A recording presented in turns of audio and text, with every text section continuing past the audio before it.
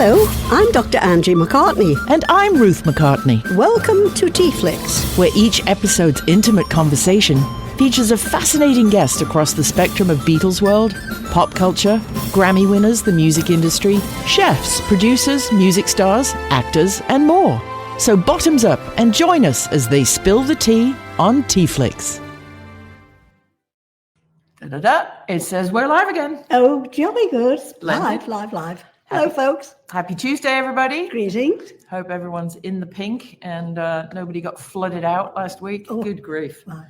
It was pretending like it was England, wasn't it? Bring an umbrella. Good grief. So thank you to our little TeaFlix Tuesday warriors for joining us today. And as you know, if you miss it here, you can see it on mccartney.com and also on our YouTube channel. And you can get there by going to TeaFlixTuesdays.com. And that will roll you right over to the channel. So today we're really excited. This is especially on Julie and Lennon's birthday. This is talk about the universe and the karma bringing us together. Laurie is just back from a very successful appearance at the Fest for Beatle Fans in New Jersey. And our guest today is author, interviewer, journalist, and now full-time book promoter, Laurie Kaye. Laurie began her career in radio at KFRC-AM in San Francisco. For years, that was one of the top 40 stations in the nation. She started as an intern, as most great people do, and worked her way up to on-air reporter and anchor. She wrote and co-produced numerous radio rock specials for RKO, for whom Angie used to work. Yeah. See the universe again, including RKO Presents the Beatles, released in 1977, and then later expanded in retitles of The Beatles from Liverpool to Legend. She then moved on to television and film as a writer, producer, and casting director. But what the main subject we're going to be talking about today is her wonderful book, Confessions of a Rock and Roll Name Dropper, My Life Leading Up to John Lennon's Last Interview. On December the 8th, while working for RKO Radio, 20-something rock journalist Laurie co-conducted an interview with her longtime idol, John Lennon. It was to become John's final interview on what tragically turned out to be his last day on the planet. That evening, John was gunned down by a man Laurie Kaye had encountered just before, whom we do not speak his name. I'm going to cry. It was to become John's last and final interview. And she's continued to beat herself up over the failure to recognize this creep and posed a danger, but I don't think she should. As we approach the anniversary every year is December, but Laurie reflects on how she rose from a teen runaway from a dysfunctional family to an expatriate studying Balinese dancing in Indonesia to journalist, writer, and producer. Along the way, she's interviewed titans of music from John Lennon, Paul McCartney, George Harrison, Grace Slick, Talking Heads, the Ramones, David Bowie, Mick Jagger, whom she put on hold so that he could listen to her newscast. I love that part. But it was that December day that she shared a love seat with John Lennon that we're here to talk about today. And without further ado, ladies and gentlemen, and confetti drops from the sky, Laurie Kaye. Hi, welcome, Laurie. Hi, thank you. Glad to be here with you. Thank you for joining us. Thanks so much. Absolutely. So I've read your book. It really couldn't put it down. And I put it on Kindle so I could take it to bed with me as well. But, awesome. So I've prepared a few questions from having read it. Mm-hmm. And let me just change your glasses. Reading glasses on. I should print these out in larger font type, shouldn't I? For I understand. So take us back to the beginning. What first of all drew you to radio, and how did you go from intern to authoring and anchoring? Anchoring. There you go. There we go. Wrong glasses. Well, I started out as a huge rock radio fan, AM radio stations in LA, when I was younger than actually being a toddler, because I had a dysfunctional family, a mother who really didn't want to have me because her husband left her when he found out she was pregnant. So she didn't really want to care for me. So instead, I got a transistor radio from my grandparents with earplugs, and I kept it hooked into my ears all day and all night because I didn't usually have a babysitter or anybody with me. So I listened to KRLA and KHJ. And back in the early days, it was really cool. Everybody from Little Richard to you name it. And then finally, the Beach Boys, and then finally the Beatles, and then going on and on through the rest of my life. Rock radio was thrilling to me. Yeah, amazing, isn't it? I mean, Yes. when I was young, again, radio was my kind of refuge in England. We had Fab 208 and Radio Caroline, which were what they called pirate ships, pirate radio, because they would park their ships 12 miles offshore and blast all this international music without having to pay any copyright because they were in international waters. So I grew up on radio as well, but in a different part of the world. But it kept you company, didn't it, when you were a kid? I still love it. Absolutely. Yeah.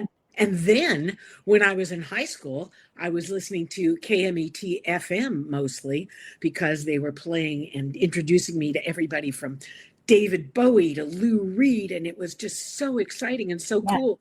And they would have amazing contests where you could win albums, which was great because I didn't really have too much money to buy albums and stuff. So I won a bunch. And then I managed to win tickets to the Rolling Stones Nicaragua benefit at the Forum, which was amazing because I'd never seen them before. So I went with a friend that I was taking as my date that night to the show. This was January 1973. To see the Stones at the Forum. And we went first to KMET to go pick up the tickets. And I ran into the office figuring they'd just hand them to me. And they said, no, the disc jockey wants to meet with you and talk to you on air and give you the tickets then. So I went in with him. It was B. Mitchell Reed, otherwise known as the Beamer. Who's sadly passed away. And he started talking to me and listening to my voice and my attitude and said, Laurie, with your voice and the way you talk to me, you should definitely consider a radio career, being on the air. And I thought, oh my God, that's telling me what I need to do. So eventually I did. And what happened was at first I went to UC Santa Cruz, which didn't have any journalism or really radio things that I was interested in. But then when I got to UC Berkeley as a journalism student, a professor in one of my journalism classes said to me after reading a story I'd written, gee, Laurie, this article should be in the newspaper right now. You already know how to write. What are you doing taking classes? You don't need to be in school. Go get an internship. You'll get a job and you can quit school and just start working. So I did. I got the internship at KFRC-AM in their news department. And right away, I started writing shows for them. The first one I wrote was... Obviously, just must have had a flair. It was amazing. And the first one I wrote was all about the Bay Area's fight against fat. And they loved that because I co-produced it and used music in it from John Lennon from his rock and roll album and all that kind of stuff from other bands writing about weight gain or weight loss. And it was really popular. And then I was hired by KFRC very shortly after, quit school at UC Berkeley and became their news editor and then eventually a newscaster and their rock radio interviewer and show writer. So it was great. That's what I did for the next years. The universe just delivered you into the spot you needed to be, didn't it? That's right, absolutely. I really think that's, if you just let yourself follow the path that's laid out in front of you. Sometimes there are left and right choices, but if you're of good moral character like you are, you know how to make the right choice. But what a career and all the people you've met. Before we get on to the John Lennon story, you saying you were the rock and roll radio interviewer. Did you have butterflies? Were you nervous when you were interviewing these people? And how much research could you do in the days before the internet, as outside of their obvious music careers?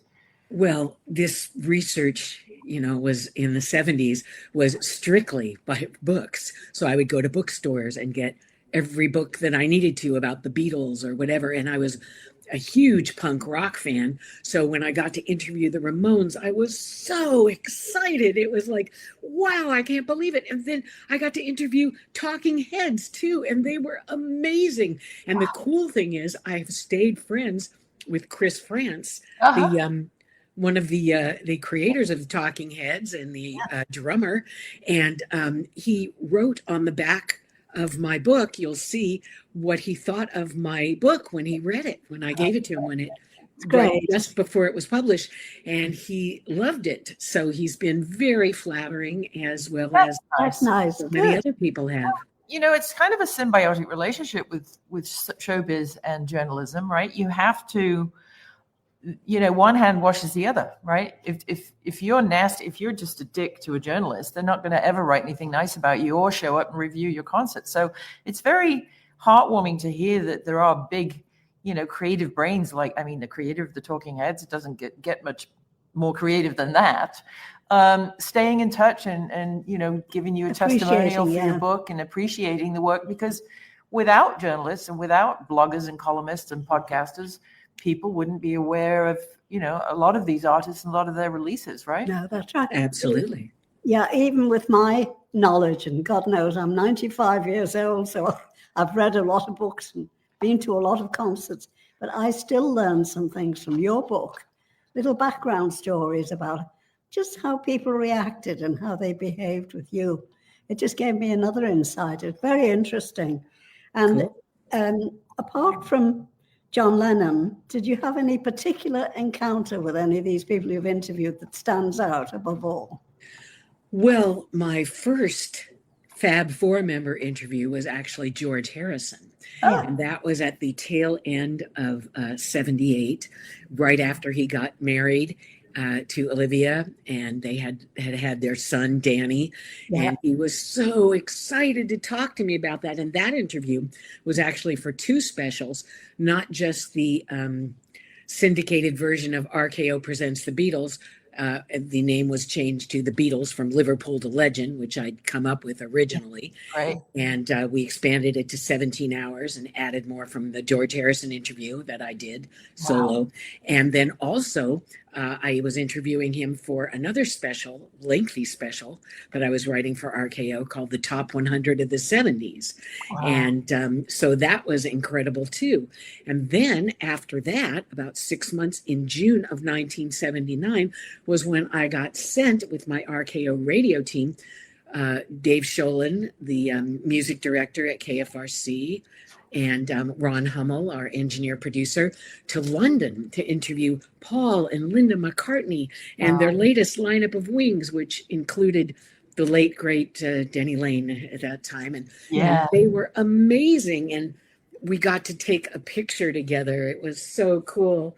This is the picture of me and John and Linda. And I loved it. And they were both so friendly and hugged me and kissed me. And it was a great time. And then after that, about 7 months after that, I got to interview George Martin, the Beatles producer.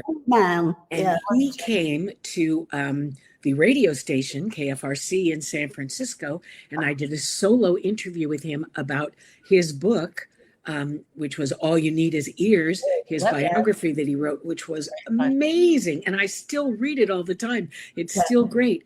And he was so complimentary to me because he'd listened to the Beatles from Liverpool to Legend on the radio in England and loved it, said it was the best Beatles special he ever heard, which to this day makes me feel great. So, and then after that, of course, was just less than a year later, turned out to be John Lennon's last interview on December 8th, 1980, which is still something I consider both the best and the worst day of my life. I'm sure. The interview ended mere hours before he was shot and killed, which still really hurts me. Yeah. Take us back to that when you knew you were going to the Dakota. So you're going to be flown out with your production folks. it's close to Christmas. It's a great, beautiful time in New York. All the decorations are up after Thanksgiving. So, you presumably flew to New York, stayed locally, and prepped for the interview. What kind of prep went into something like that? And were you made aware by them that Yoko would or wouldn't be there? Well, we knew that Yoko was going to be there, which was exciting because I was a huge fan of hers too. I still am. Yeah. But what I should say is Double Fantasy had just come out, and we listened to it and really loved it. Just the songs were amazing. Starting Over, especially, I loved. And the thing is, though, is we didn't have a day chosen to do the interview yet. So Yoko had her astrologer's assistant call us all, me and Dave and Ron, the RKO team, and also the record company executive who came with us, Bert Keane, who just passed away, to ask us our birthdays and time of birth so they could determine what would be the best day to do the interview. And believe it or not, they came up with December 8th to be the best day, which to this day still makes me feel guilty for the date and time I was born. It was like, oh my God, how did that happen? Just the reverse. No. You were the chosen one to be in that his group. Company. Oh, yeah. But the thing is, John and Yoko were supposed to be, they were scheduled to be on the West Coast and in Hawaii during that week and not be in New York on December 8th. But they changed their plans because the person for Yoko said, yeah, do it on December 8th. So we flew out the day before. And it was an incredible flight because I sat there the whole time coming up with the questions for all of us to ask. And we had been told, don't talk to John about the Beatles. Don't ask him about his past. This is all about the present and going forward and Double Fantasy and what they're doing now and his life now. And so I made a point of that, especially because on the plane, I also read the Playboy interview that had taken place the weeks before. And John was pretty irritated when the writer of that was asking him about his past and the Beatles. So I knew not to do that. But the funny thing is, we get to the interview and we talk about a bunch of stuff, and John brings up the Beatles, and he brings up his meetup with Paul, which was incredible, and his original meetup with Yoko at the art gallery. And so that was great. Yes, sure. I think, obviously you were, and it may be because of your difficult relationships with each of your mothers. John was obviously, as we all know, very tuned in and very spiritual, and he could immediately tell a good guy from a bad guy. And maybe he sensed something in you, a kindred spirit, that made him feel comfortable enough to just open up and talk about the Beatles, because he would know that that's the gold that you want, but he would also know that you've been told not to talk about it. So that's his gift to you for making him feel comfortable, I'm sure. Yeah. We had a lot in common family-wise. Mother and father, because I have never met my father, and he finally did later in his life. But also what we had in common was he brought up at one point about how much he loved Bali. How he went there, to stay on vacation, and he told all of his friends what a great place it was and sent them letters. And I told him that's exactly what I did because I lived there. I studied Balinese dance. And he was really happy to hear that. And I couldn't wait to talk to him more about that because we made plans at the end of the interview to all get together in San Francisco in a couple weeks and go to eat at Yoko's favorite Japanese restaurant, which excited me, not just because I'm a sushi and sashimi fan, but because I wanted to talk to Yoko about relationships and how to deal with it, because I hadn't had any lengthy lasting ones yet. And I knew she and John could help me out. And I wanted to talk to John more about Bali. And unfortunately, of course, that never happened because he was shot and killed mere hours later. And it was tragic. Yeah, it just the happenstance of it still. I was in England hanging wallpaper in our office near the Sandringham estate in England. And I'll never forget it. It was just green and white bamboo patterned wallpaper. We got the news. we were fortunately upstairs from a pub. We went downstairs and just sat there and drank nips and sort of just stared at the floor going, it can't be true. It's got to be, misreported. And of course it was true. And we all went home. The next day I went back and I thought, well, what would John Winston want me to do? Carry on. Life goes on. And I carried on hanging the wallpaper. And it wasn't until a week later, I put the desk back in and I looked upside at down. the rest of the wall that I'd done half the wall, got the news, gone back, finished it the next day. I'd hung it all upside down. The pattern didn't match. So forever I walked in that room. I was like, I knew the precise place I was when I heard the news because the wallpaper. And I'm sure he's laughing his ass off. It's just the silly things that bring it back to you. You mentioned that you were going to ask, Ange. Yes, the assassin, whose name we won't bother with, harassed you, didn't he? He spoke to you on the way in and he asked you about... Oh, was it the way in or the way out or both? Well, I should say first a bit more about the interview itself, which was really incredible because John started talking out when he came about being a house husband and raising his son, Sean, and how happy he was to be able to because he hadn't had a chance to raise Julian like he was raising Sean because he was so busy with the Beatles recording and writing and going on tour. And so that was really exciting to hear. But after a while, I just said to him, gee, John, what I really want to know is I want to ask you about getting the urge to make music again, finally.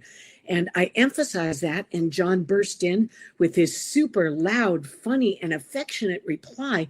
Oh, it came over me all of a sudden, love. I didn't know what came over me. And we all laughed. And I said, I know, it's like you were possessed. And he said, I was possessed by this rock and roll devil, And I just laughed so much. And John said, was that your question? Is that what you wanted to ask? And he said, did I interrupt you? And I said, oh, no, not at all. You're great answering the questions. And then he answered more and he said, and just suddenly I had if you'll pardon the expression, a diarrhea of creativity. And that's how Double Fantasy came out. So that was wonderful. And during the whole interview, I was sitting next to John on a love seat, just inches away. And he was so encouraging. And he was probably the most validating person I ever interviewed. And he would look at me and push down his glasses over his nose and say, yes, love, that's it. Exactly. I love your questions. And that made me feel great. So it was amazing throughout the entire interview. And that's why towards the end, when he offered to hang out and autograph for me what Yoko was autographing, which was the book that I brought with me. It was Yoko's book, Grapefruit, that John had written the introduction for, and they autographed it beautifully and lovingly for me. And I put the autograph in my book. So everybody now has Yoko and John autographs. And the cool thing is that when John said, please let me autograph it too, I said, of course, John, that would be amazing. And he said, well, what you should know is I love it when people autograph their books for me. And I said, John, if and when I write my book, I will sign it for you and send it to you. And he said, wow, great. And I said, oh, great. And it made me feel wonderful because I thought, I'm going to write a book. I'm going to autograph it and send it to John. And of course, unfortunately, he was shot and killed hours later. So I wish I could send it to him in heaven. And I did get to give a copy to his son, Sean, who I finally met up with last year. And the thing that I really wanted to ask Sean was, did Yoko ever give you the toy that I brought with me to the interview for you? And I, 40 plus years had gone by and I'd never gotten connected with Sean, so I didn't know. But finally, I met up with Sean at a screening last year of his film War Is Over, which eventually won the Academy Award. And I told him that I was on the team that had conducted the last interview with his father. And so he was really happy to meet me. And I gave him a signed copy of my book. And he was really thrilled about that. And I said, please give it to your mother too. I want Yoko to read it as well. And I said, but I have to ask you, did she give you the toy that I brought for you? And he said, toy? What toy? And I said, it was a wind-up metal dragon that was fire-breathing, and your father loved playing with it and said that he might not give it to you because he might want to keep it himself. And Sean looked at me and said, oh my God, that was my favorite toy as a kid. So that thrilled me, and it still thrills me to this day. It does, yes. Oh, how amazing. And after the interview, the guys on my team were going back to the West Coast, but I wasn't. I was staying the night in New York to hang out with a friend of mine and go to dinner and spend the night at his his new apartment in New York.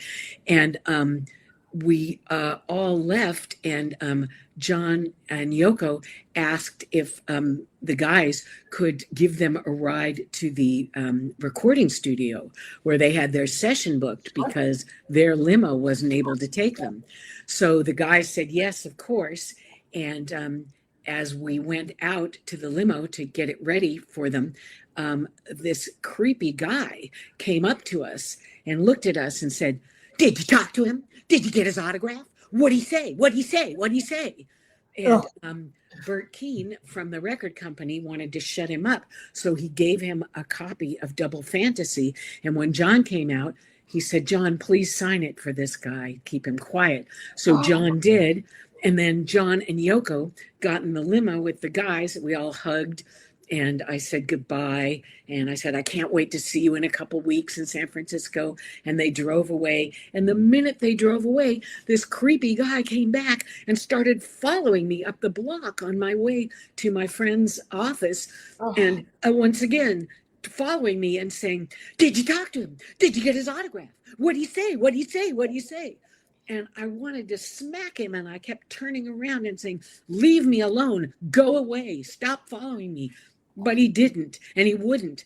And finally, I acted like I was going to smack him. And he finally turned around and walked away. And I realized from that point, gee, what I really should have done was gone to the Dakota security department and said, get rid of this guy. He's going to bug people, and you really need to. And unfortunately, I didn't. And I got to my friend's office and told him what a great interview we'd had. And we went to dinner.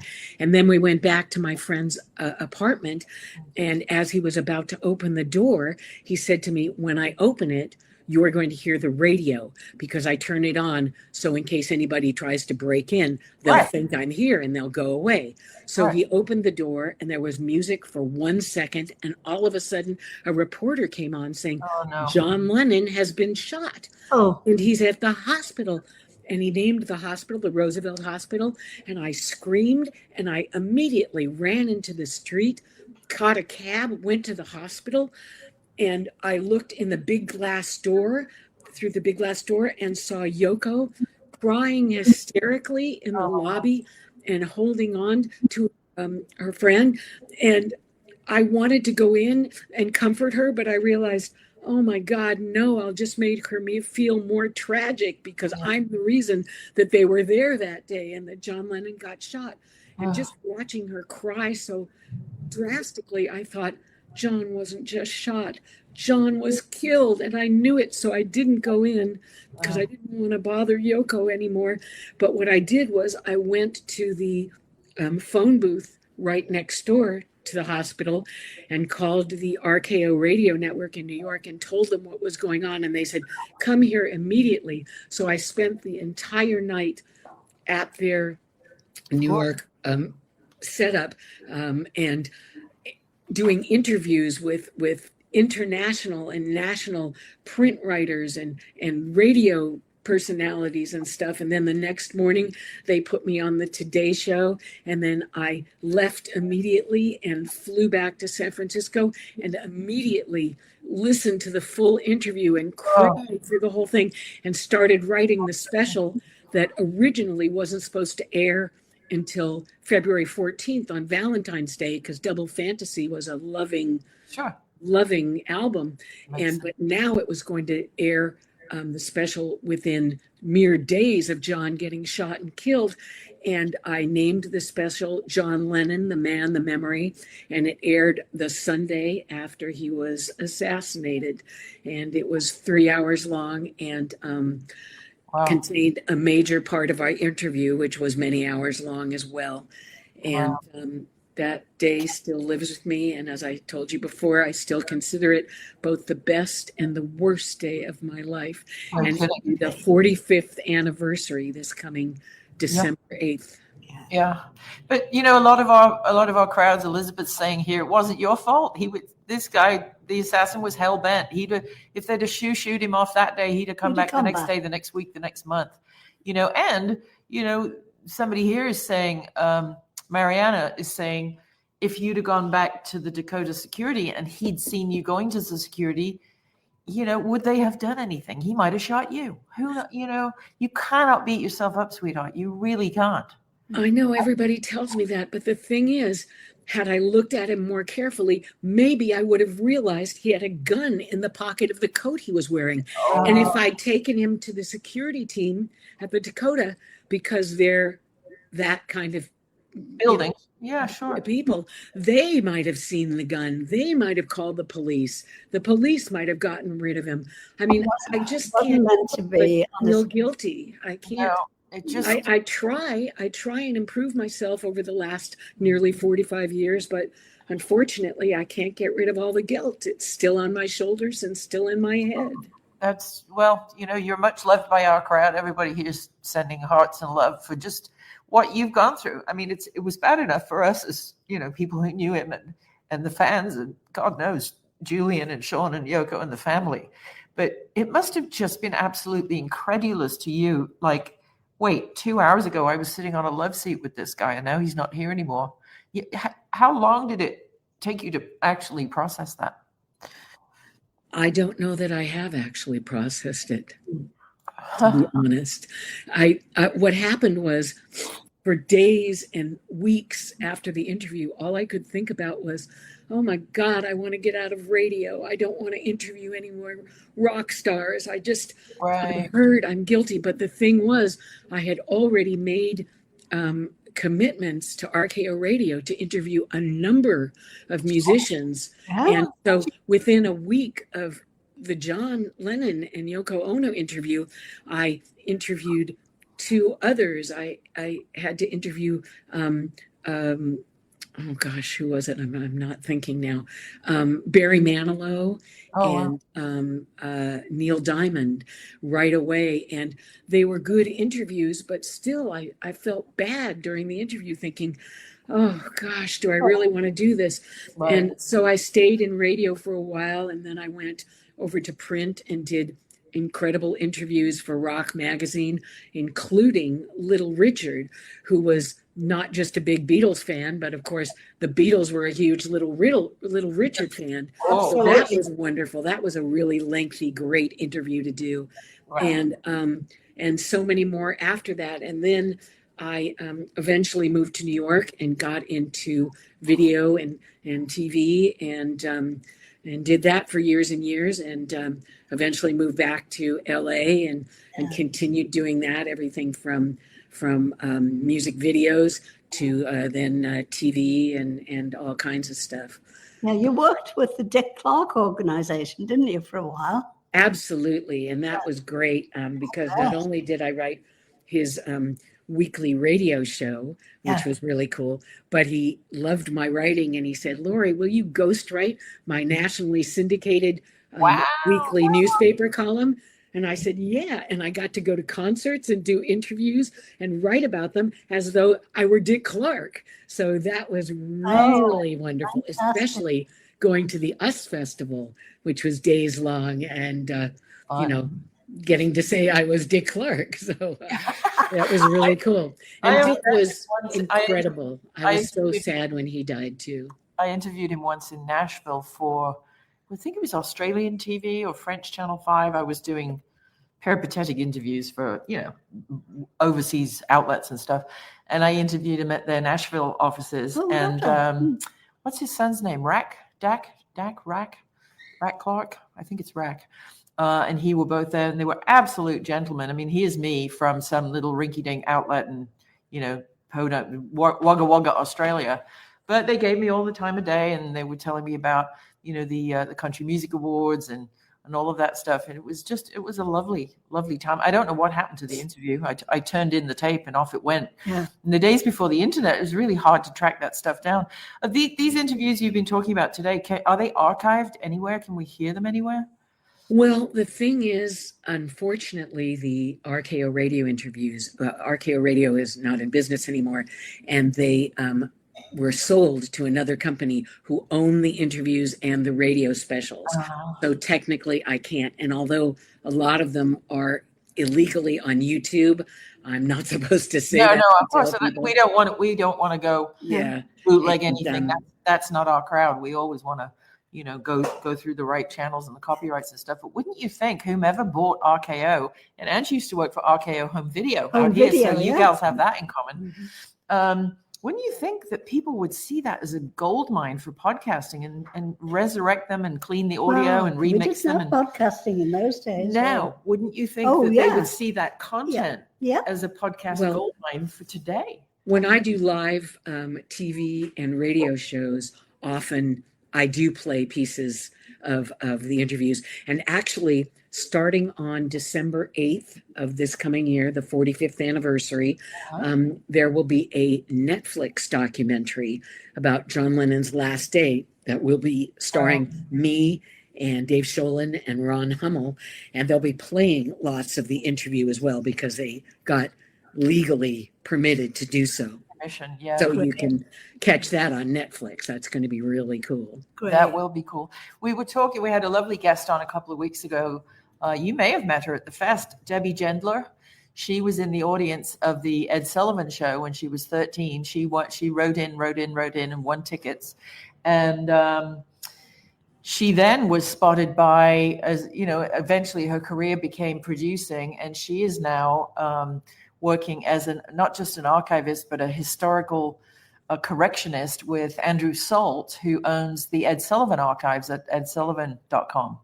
And so what they've done is they've seen the value of the gold mine of all of the Ed Sullivan content. And if you go to edsullivan.com, you'll see all of the videos there, including the Beatles performances and everybody else they had on. It's too bad that the RKO new owners haven't, or maybe they're in the process of organizing it, but I would listen to your interviews over and over again.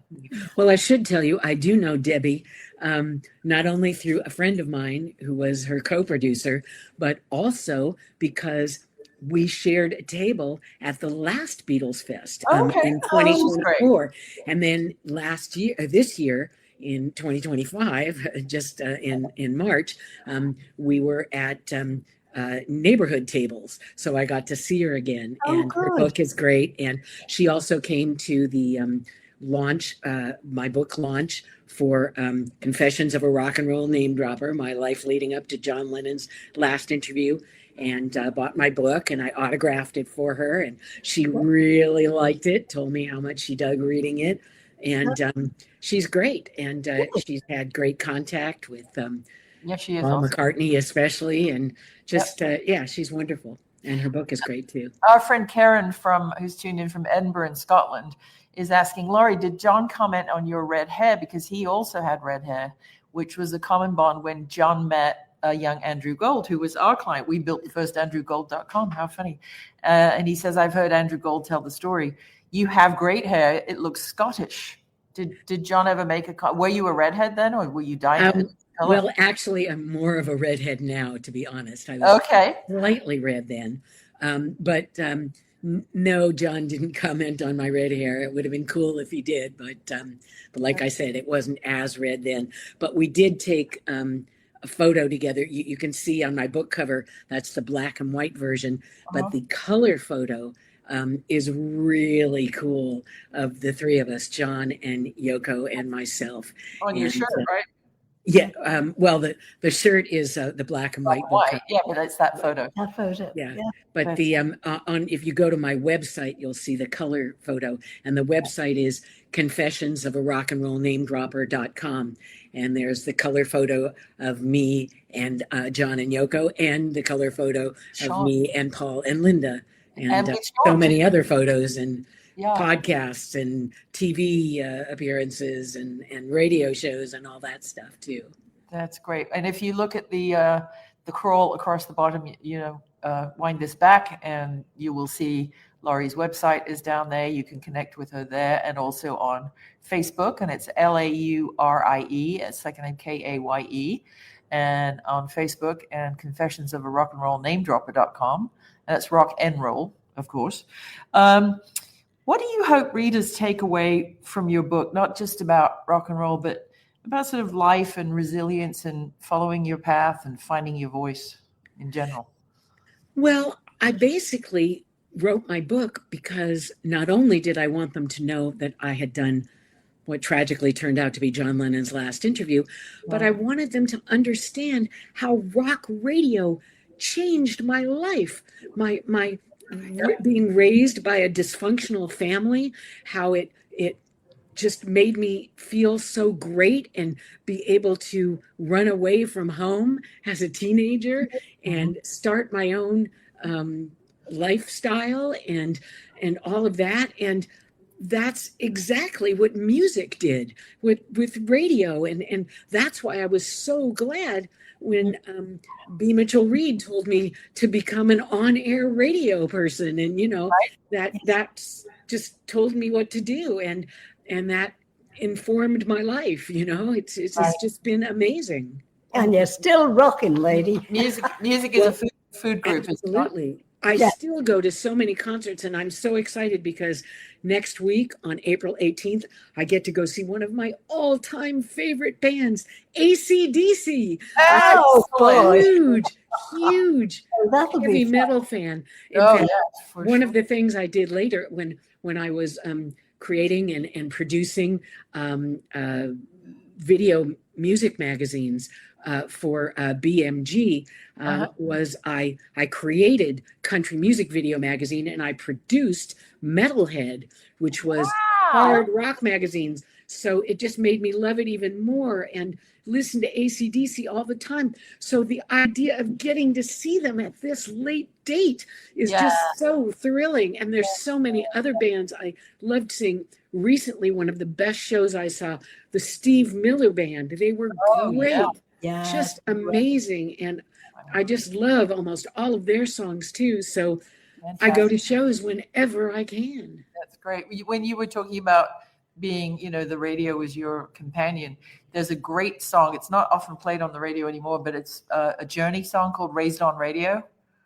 Yes. Steve Perry, I love that song. Steve Perry is just one of the greatest voices of our generation too. And a lovely man. Absolutely lovely man. Well, I should mention that every single chapter in my book, Confessions of a Rock and Roll Name Dropper, my life leading up to John Lennon's last interview, has 18 chapters, and every single one of them is named after one of my favorite rock, pop, or music songs, and Raised on Radio is one of them. That's right. Imagine is one of them, and there's so many of them that I hope everybody checks them out, and it's really cool. And that was really fun for me to do. A couple of the people in the chat have just ordered the book, so you should see some orders coming through just live from today. And then when we on McCartney.com, you'll be able to see this, and also on our YouTube channel, which you can reach via TeaFlixTuesdays.com. So thank you so much. I know how crazy busy you are, and you're just back from the fest. So thanks for carving out the time for us today. It's been a real honor and a pleasure to meet you. And you put us, even though it made me sad, you sort of put us in the room with John and Yoko on that fateful day. And it sounds like he had a lovely afternoon on the last day of his life. So thank you for that. It sounded like he had a great time too. And it actually sounded like Yoko did too. Yeah. So I was thrilled at that part. And thank you so much for having me. And it's been so great to meet up with you and see you. You're two beautiful young looking twins is what it looks like to me.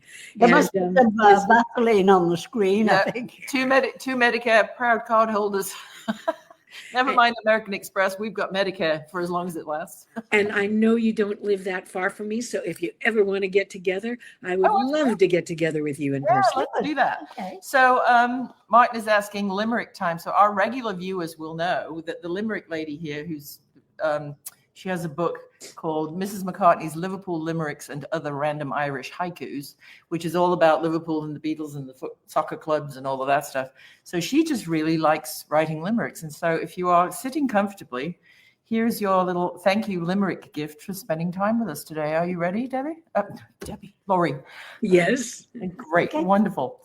And a 1, 2, 3. In radio's realm she did play, at RKO making her way. With Beatles in mind, Laurie's book you will find, a name dropper's tale on display. The Dakota so calm and serene, she and John spoke about all of his dreams. His last words on air, she was honored to share, a moment now etched in the scene. Ta-da! There you go. Beautiful. Thank you. I can't wait to have you. lunch or dinner with you or something like that. Absolutely. Let's get together. Absolutely. And thank you so much. Fun. Absolutely. And you guys can go see this later on today at McCartney.com and also TeaFlixTuesdays.com. And we will be back next week and we will send you all love and see you guys all of a sudden. Ciao, ciao. Can I mention one more thing? Yes. I just want to say that if anybody wants me to autograph a book for them, they can order it from me. I can send it to them. Or if they're local in LA, I can bring it to them in person. And also, if they want to come to the Los Angeles Times Festival for books, that will be great. I will be there at the Reader's Magnet Arena. Selling and signing and discussing my books, and I'll be happy to do it for everybody. Absolutely. And that's confessionsofarockandrollnamedropper.com. Get your autographed, personalized copy there. Yeah. All right, kids, we'll see you next week. Lots of love to you all. Stay safe and just love. That's all. Bye. That's all you need, right? Thank you. Yes. Bye-bye. Bye-bye. Bye.